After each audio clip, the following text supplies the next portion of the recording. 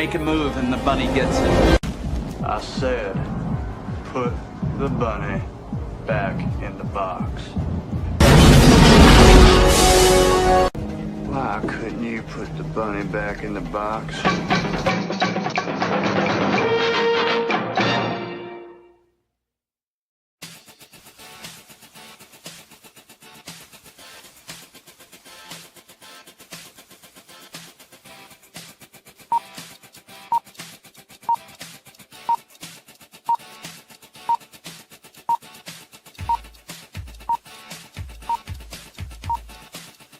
It's showtime.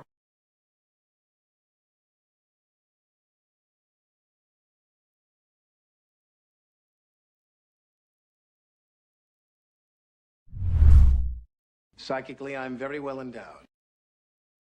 I wanna know what you're thinking. There are some things you can't hide. I wanna know what you're feeling. Tell me what's on your mind.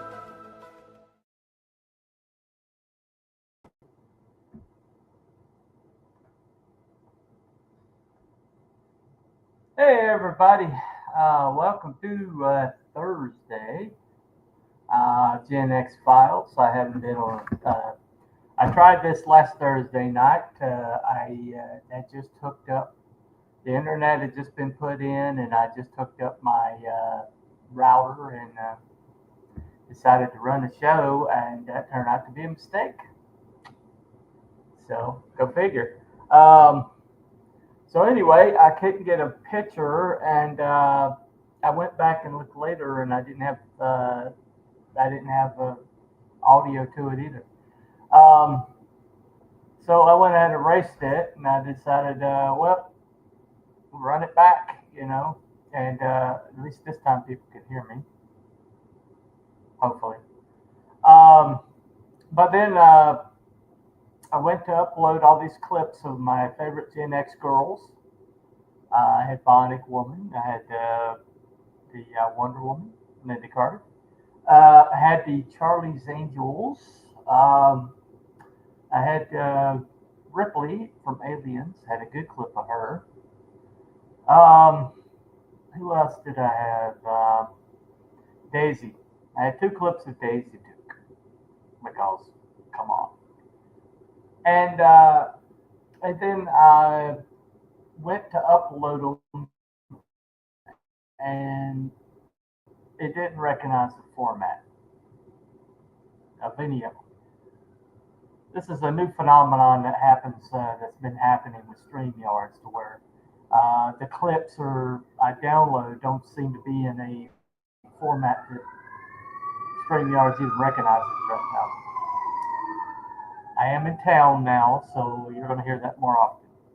So, anyway, so I went to convert the files, and only 3 of them converted by the time the showtime came around, and I was uploading those, and I got kicked out by StreamYards. And then I came back into StreamYards, and my mic didn't work. That's why I'm sounding echoey, because I'm having to use the mic on the cam for whatever reason. So anyway, I said all that to say, hey, welcome to the show. So I won't be able to use any clips, unfortunately. You'll just have to use your imagination and your memory if you're Gen X. And we'll just have to make do with what we got. Anyway, well, it's been my contention that my generation and our pop culture had maybe the best women. We just, I believe we did. Now, granted, a lot of the shows that were made by boomers, aiming at the boomers, but I count them in Gen X because they were their formative years. So you could go back and things that were in syndication, like Bewitched. Samantha from Bewitched was she was part of a lot of guys' formative years. We could go with Three's Company, depending on if you're a Chrissy or a Jackie person. Um, but in syndication, you could also have Ginger and Marianne added into that. Um, but I mean, it just if I wanted to go like extreme end, um, I could say not necessarily not sexy per se, but the the four gals that were in Golden Girls would be counted as Gen X chicks. Very entertaining show. Um, Still beloved by many, beloved by younger generations who watch them because it reminds them of their grams. Um, we all love our grandmothers, no matter what generation we're in. But I mean, when you consider some of the like iconic women that really hit during Gen X. Farrah Fawcett from Charlie's Angels. Boy, did she have a minute. I think every red-blooded American male had the poster of her in the red bikini, smiling at the camera. And with just a hint in the red cloth. Of what was hinted. Let's just say Lee Majors at the time, I think, and then I think she wound up with what was his name? Another famous actor did Paper Moon. He was a real dude, a real dirtbag though. Can't remember his name. Ryan O'Neal. So she went up with Ryan O'Neal. But it, basically, she had a moment. Speaking of Lee Majors, right across from him, his character had a love interest who had not a hang gliding accident, a parachute accident. Why a woman is doing parachuting. Uh, Years and years later, I watched that, and I was like, why would a woman be parachuting? That's not exactly a common pastime for ladies. It's usually adrenaline junkies that do the parachuting. But evidently, she had a parachuting accident. You know, uh, she fell from a height, and because of Steve was already in the program, he was able to talk to OSF to I think OSF maybe I think it's an acronym, but was able to talk them into you know giving her Bonix too. But when she recovered, she didn't remember him, and so there was like that tragic kind of you know parting of ways because they couldn't really, and they did some crossovers over the years, but for the most part, Jamie Summers was, kind of like. Funny thing about it is, Bionic Woman is actually beating $6 Million Man in ratings because a woman being able to throw guys across the room was somehow like more spectacular than a guy being able to do so. Go figure. You know, it's it works if you like set it up right. It works. Modern girl bosses, these little shrimpy, tiny women, supposedly that don't have any superpowers, being able to do the same thing, just doesn't work. But Jamie Summers, just and guys flying, that was cool. Plus, she was a very attractive young lady. She had that California kind of like glow that a lot of Gen X iconic women had. Um, Me, I have to say that after every day, um, I'd come home from school, would do homework round about I think it was 6 o'clock. We would all sit down to a bowl of pinto beans, a glass of milk, cornbread, a cake of cornbread, and Wonder Woman. And I don't know if she was in syndication at the time or what. I just remember it coming on like every single day. And I was a big fan. I was a big fan. Linda Carter will always be my Wonder Woman. She just will. Um, but basically, what really worked about her was, Linda was basically she came out of she was a singer turned actress who was basically she was brought in to do Wonder Woman because she looked exactly like Wonder Woman in about every conceivable way. Imagine casting someone because they look like the canon character. Imagine, imagine that happened.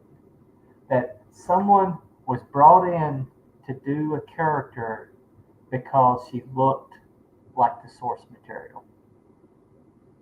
Hmm.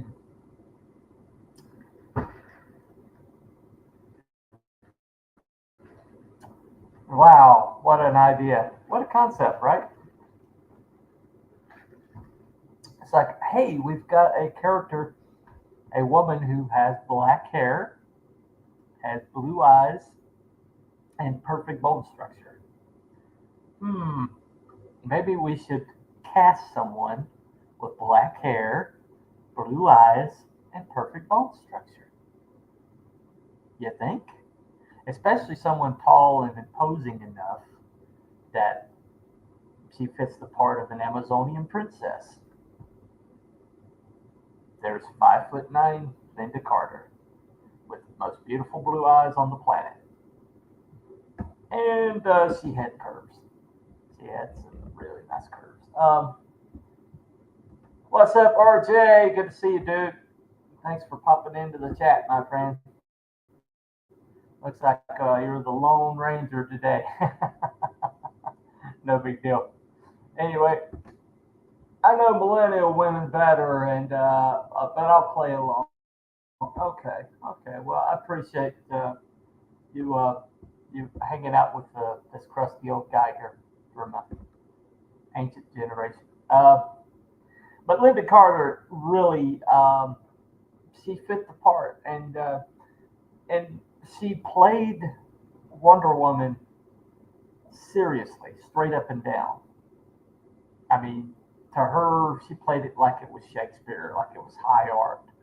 She gave it all she had, and no matter how ridiculous the premise, she did what was asked of her, and she did it with conviction.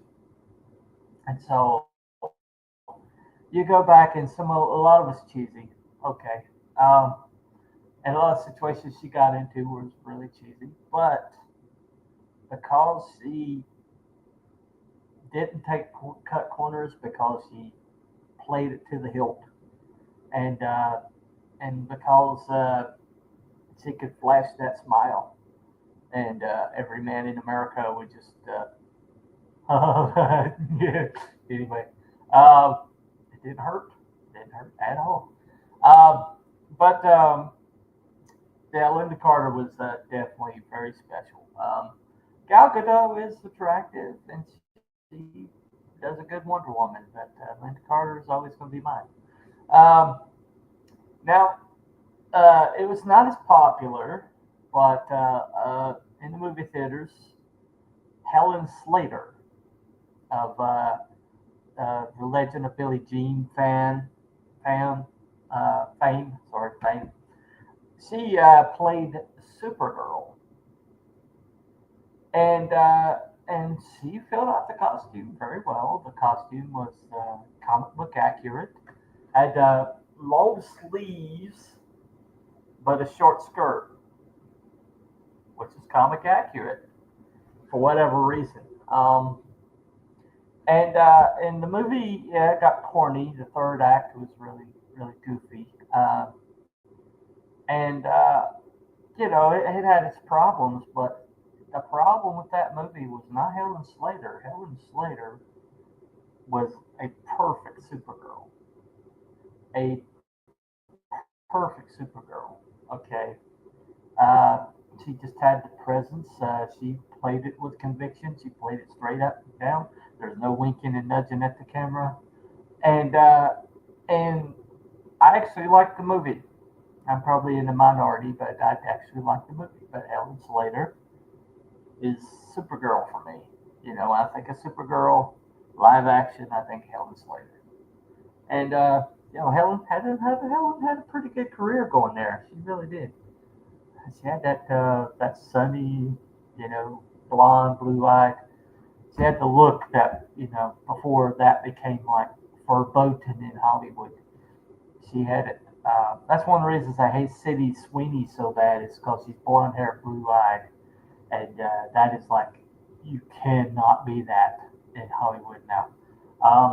I guess verboten would be the right word. Yeah, it would be. Um, for those who don't know, that's German for forbidden. But anyway, so Helen Slater was just perfect. I mean, she was my Supergirl. She was. Now later on in Gen X, we did get the first taste of live action X Men. That was early 2000s. X Men, Bryan Singer's X Men. We won't. That's the last time we'll mention Bryan Singer's name. Okay, um, but yeah, but that was we all throughout the '80s, all throughout the Bronze Age, we had the best run of X Men, the best run of X Men. So you don't talk about iconic characters. Jean Grey, Storm, Rogue, X Men. I remember, yeah, yeah. But yeah, the Claremont had his run all throughout Gen X, and so depending on your like feelings about Claremont, Chris Claremont, as opposed to whether you think that's a good thing or a bad thing. I happen to really worship at the altar of Claremont, so I think it's a very good thing. Um, what's up, Wrangler? What's up, dude? I want live action comic book accurate Rogue. I think I have something to play here. Hold on. I think I've got it. Yep, I got it.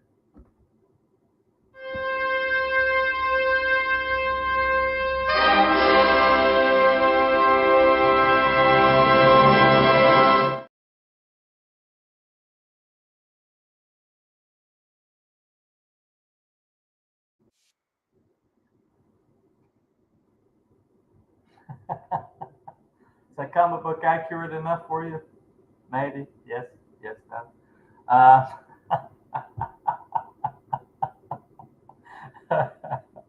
oh yeah. Anyway,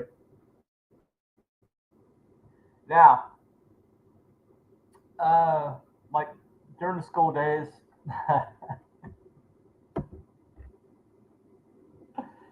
Oh man.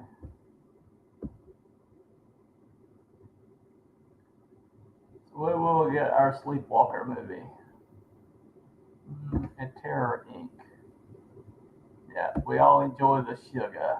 Yeah, we all enjoy the sugar. Yeah, yeah, you need the sugar. If you don't know what that is, look up Rogue in the 80s. That's that's, that's pretty much her catchphrase. Um, but yeah, in comics, yeah, we had some doozies, man. I mean, we had some amazing female characters in comics at that time. Uh, but it's also the best era of Mary Jane Watson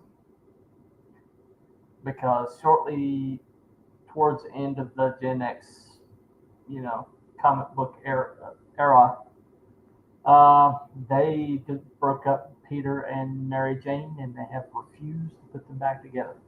But during the whole entire Gen X run, Mary Jane Watson was his, you know, he was her tiger. Yeah, and he was a lucky man. He hit the jackpot. Anyway, what other obscure Marvel runs could be made into a movie? They might as well because they've ruined everything else. I don't want to give them any ideas. I do not want to give them any ideas. Okay? No, I am not going to do that to anybody. Um, when it came to the movies, Gen X happened to have one of the best female protagonists of all time, one Ripley from Aliens movies. Um, there's only two Aliens movies, by the way. Alien and Aliens. Yeah, that's where my canon is. But anyway, but she was sensitive. She was soft. She was very feminine, and she went up against an acid spitting insectoid monster and won. In the first movie, she won against one, but in the second movie, she went. I mean, she took on the queen herself, and because it was so well written and because it was so well acted, when Sigourney Weaver comes out of the locker or into the out of the storage area in the mech suit and tells the queen of the aliens to get away from her, you bitch. Tears, chill bumps. Still get them. But that was, but that was when they were writing women as women, and but the thing about it is to write a woman protagonist well. Uh, if you want her to win, you're going to have to set up a situation where she can cheat. And all the most iconic females, all throughout, the ones that we remember, the ones that we go back and rewatch. Most of the time, they cheat to win. I think the problem with the modern girl boss is they don't have to cheat to win, and it kind of like it breaks verisimilitude a little bit. It just does. Um, but yeah, I'm gonna add Ailey. Sigourney Weaver, Ripley is definitely Gen X. Definitely Gen X. Okay. We see. Look at the times. Check the numbers. Check the years that Alien and Aliens came out. Square and Gen X. We claim her. Anyway, uh, another lovely lady from Gen X that we claim is one Daisy Duke.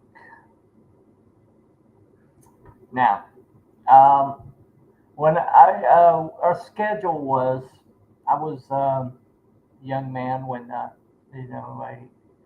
Dukes of Hazzard was on the telly. It came on Friday nights, and Friday nights we were allowed to stay up long enough to watch it, and we also watched Incredible Hulk. But Incredible Hulk came on, and then Dukes of Hazzard. Dukes of Hazzard was like the premier show on television, especially in the South where I was. And Catherine Buck was the bombshell. Yes, she was. Yes, she was. Now the story goes, and I think this has been like backed up by independent sources. But Catherine Block was she was up for Daisy Duke, and when she arrived at the audition, there were a whole lot of beautiful blonde-haired women there, and she was a brunette, and all these women were like these.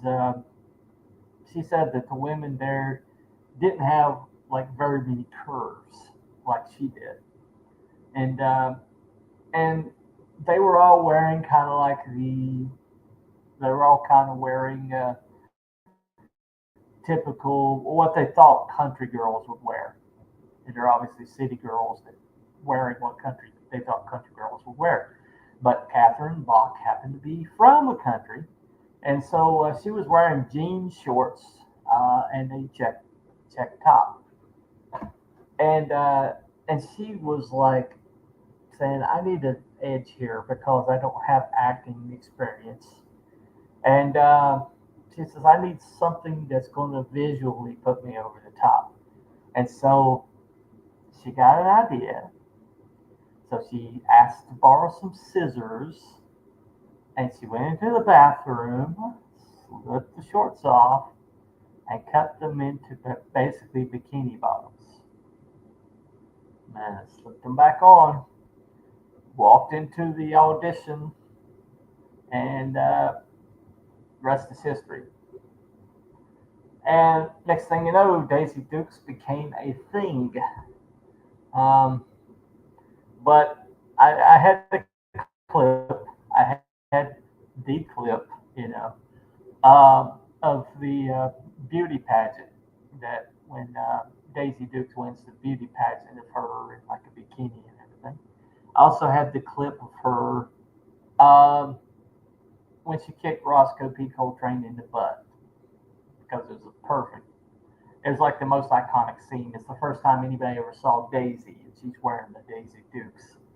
And I had that clip, and then StreamYard screwed me over. But anyway, go and watch it. Go and watch it. Okay. It's the first time we ever laid eyes on Daisy is Roscoe comes to arrest her.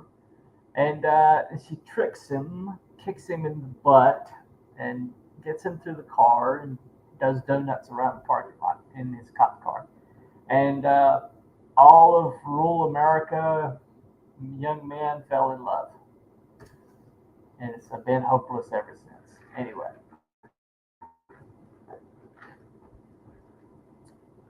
But, you know, we had a lot of interesting, like cartoons, in cartoon area. We, if you ever watched the G.I. Joe cartoons, you had Lady Jane, you had Scarlet, and you had the Countess. I know we weren't supposed to root for the Countess, but I I rooted for the Countess. I just did, you know. Got the black all over kind of leather outfit with the snake on it, the glossy black hair, and the glasses. It was the glasses. It was probably the glasses. But yep, yep, did not miss. I think the same woman that did the Natasha from the Bullwinkle show did the voice of the Countess. And so, yeah, anyway. Around, we also, Gen X, we also had the Star Trek babes. The Star Trek Next Generation was during Gen X when that came out. You know, with Counselor Troy, which I think a lot of young men kind of liked. She's not unfortunate looking. But we also check the dates. The Star Wars movies, especially the middle and the last one, came out during Gen X. Now the first one came out in Gen X, but it's like more early Gen X. It was like '73. But Empire Strikes Back and The Last Jedi, um, they both came out clearly in Gen X, and Princess Leia was our girl. There's a lot of guys who liked Princess Leia, especially The Last Jedi, Return of the Jedi. Sorry, The Return of the Jedi. Sorry, it's not The Last Jedi. The Last Jedi is the most god awful movie that's ever been. The Return of the Jedi.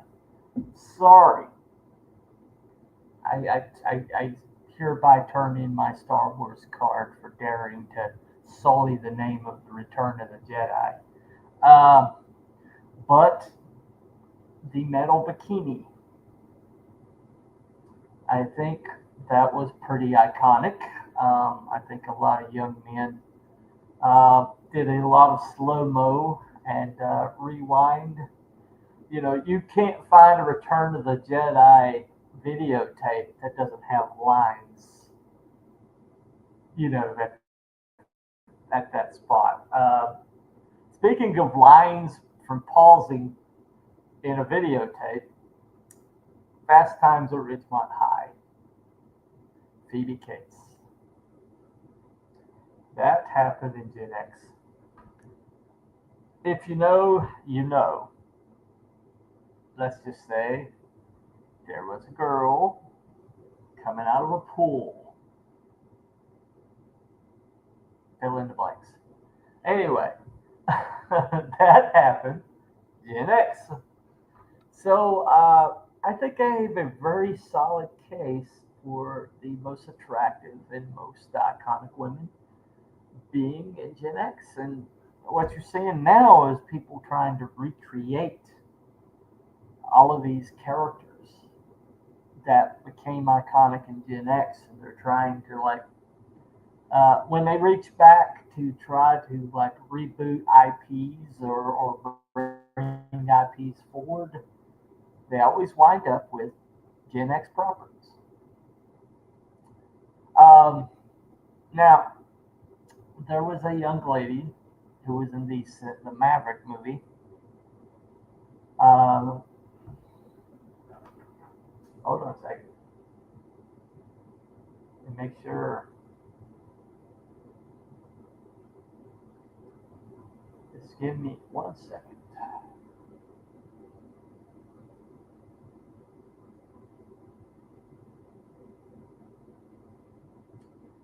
Okay, the young lady who was real big in Gen X around this time. We saw her in Labyrinth. We saw her in a whole bunch of other movies. But Jennifer Connelly. Now, she was in the Maverick movie, but she is definitely Gen X. She was born in 1970. So she's 3 years older than me. It's hard to believe. But we saw her in The Rocketeer, Labyrinth, Phenomenon, the uh, Requiem for a Dream. Oh my God! But she was in a lot of movies. You know, but she started out in Gen X. Elizabeth Shue. It's actually spelled Sueshue, but yeah, Jennifer Shue, definitely. That was during. She was the star, opposite of Ralph Macchio and Karate Kid. Yeah, she was definitely Gen X girl. Um, who was the chick from Big Trouble in Little China? That was yeah, you had to make a check. Hold on. Yeah,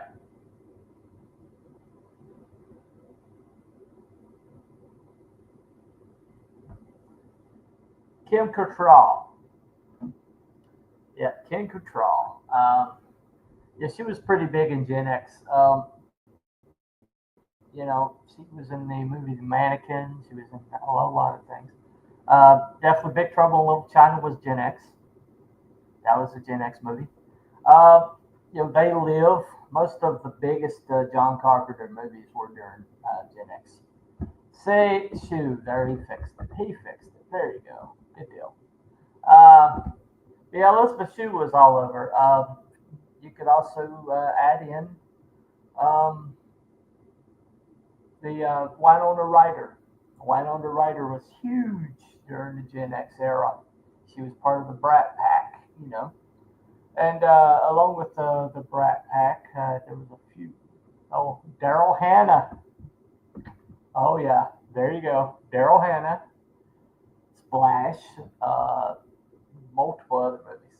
Daryl Hannah was definitely Gen X. Definitely part of Gen X. Now, oh gosh, she was married to Bruce Willis for years, but she was really huge. She was part of the Brat Pack. She was in a lot of movies during Gen X. What was her name?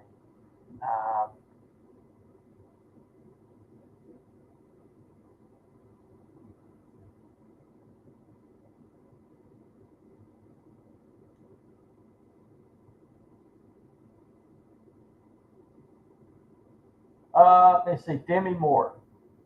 I don't know why I can't remember Demi Moore and Ali Sheedy. Uh, definitely, definitely Kim Bassinger. Definitely Kim Bassinger. Definitely Kim Bassinger. Yeah, yeah, and um, Mare Winningham was part of that Brat Pack, and she was around a lot. Julia Roberts was huge during Gen X. Julia Roberts was everywhere during Gen X. Um, yeah, I mean, we're pretty lousy. We're pretty lousy with attractive, iconic actresses. During our era, Gina Davis. Gina Davis, definitely, definitely Gen X. Weird thing is, I always got her and Julia Roberts mixed up for some reason. I don't know why. But I would always mix up her and Julia Roberts. I have no idea. I mean, entirely two different actresses, but I would screw and mix them up. When Tootsie came out, I knew that was Gina Davis, but for years I thought it was Julia Roberts. I don't know why. It was just a thing. It was just a thing. But but they were all like massive. I mean, there was this real big, huge influx of. I forgot her name, but hold on a second.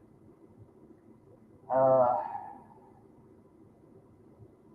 Leah Thomas.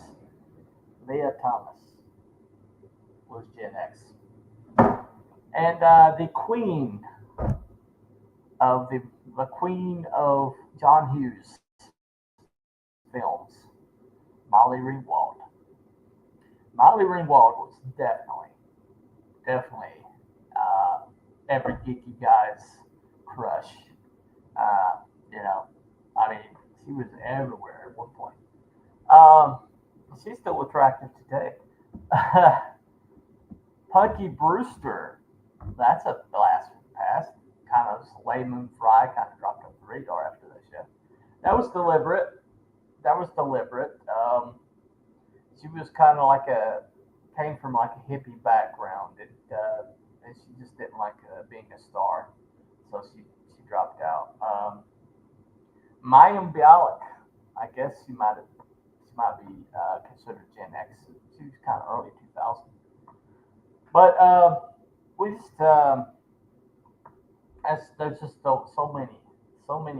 A weird thing about it is when you look at the iconic women of like the millennial era, most of them are Gen X women because Gen X women carried movies all the way up until the last 10 years. It's like these women were getting booked all the way into their 30s and 40s, and so a lot of them that started out in Gen X had long careers that lasted all the way up into all the way up into Gen Z. I mean, the Maverick movie came out, and I'm sorry, she still looks good. She still looks really, really good. But I mean, I could spend here. I mean, I could last all day, talking about it. But the truth of the matter is not only did we have like the most iconic female characters of all time and the most iconic female actresses pretty much all time. When you look at the filmography of all the most successful actresses during the Gen X era, all of them had like long filmographies. I mean, all of them were like they would make bank. They would like anchor franchises, or like Julia Roberts. Her name on any movie would bank would make bank. I mean, I can't tell you how many rom coms she was in. But then she did Erin Brockovich, and Erin Brockovich is a hellacious movie, and she won an Oscar for it, rightfully so. And it's hard to believe that was an actual true story, but it was very accurate. It was very accurate. But the thing about it is, though, is when you think about, you know, iconic comic characters, you're thinking about iconic literary characters. When you think about iconic movie characters, television, and the women who carried it. I mean, I really think that you can make a case that Gen X had the best ladies. I think when you look at the boomers will always they'll cite quite a lot of successful actresses, but they just weren't iconic. Outside of Marilyn Monroe, can you name me another woman from like earlier eras that was basically carrying movies with just their name alone? Anyone? Anyone? I mean, there might be a handful that their name on the door meant that the box office was going to be solid. But that phenomenon of women carrying movies with their name on the marquee and having their name first in the marquee, that started there in Gen X. I mean, that whole generation that came in. One more. Michelle Pfeiffer. Michelle Pfeiffer. Gotta mention her. You can't have Gen X without Michelle Pfeiffer. And her Catwoman. Her Catwoman is the Catwoman. Okay. When you think of Catwoman, who are you thinking of? Are you thinking of the latest iterations, or are you thinking of that leather suit and her flipping and flipping and flipping and then going meow and the whole thing blows up. I mean, the fact that there's footage of her when she did the whipping the heads off of the mannequins and then skipping rope away. And then you find out that she did that in one shot or one sequence of film without any cuts. That Michelle herself learned to use a whip so she could do that scene herself without any stunt work. That's the chick right there. That's a chick right there. We want to talk about Grease too. We had our misses. But I honestly, I will put Gen X girls, Gen X characters, Gen X women, our ladies, our chicks. I will put them up against anybody in movie history, anybody in comic history, anybody in literary history, anybody in television history. I really think I have a case. So, gentlemen, anybody that's still in the chat or anybody that is, do you have a case for any other generation that's better than the one that Gen X has? Anyone? Anybody want to make a case for millennials, make a case for boomers, or even the greatest generation, or Gen Z? Is there, I mean, besides Sydney Sweeney. Sydney Sweeney's a throwback. Okay. She's a throwback to Gen X. She's a Gen X girl. I mean, she is so Gen X. I mean, she couldn't be more Gen X if she was born in '74. I mean, she is so Gen X. I think that's why everybody loves her so much. Well, everybody that's not jealous bitches. Anyway. But anyway, so that is that's pretty much a remake of last week. That I had the icon. I mean, I had the thumbnail. I had the opening crawl, and I had the idea for the show. And I've already went through it last week, but nobody could hear me evidently. So I wanted to go back and pick this up, redo this, and because I do love this topic and I have a lot to say about it. So anyway, thank you all for hanging out with me on a Thursday night. I am going to go back and do the Bunny is thinking about Disney. I'm going to do that Monday. So I'm going to go back and pick that one back up. I'm finally moved out of the trailer. So now all I'm doing now is sorting things out here at the house. And I finally got the power fixed in the place that's going to be my office. And so as soon as I got everything like situated and sorted, you guys will get to see my new place, my new office.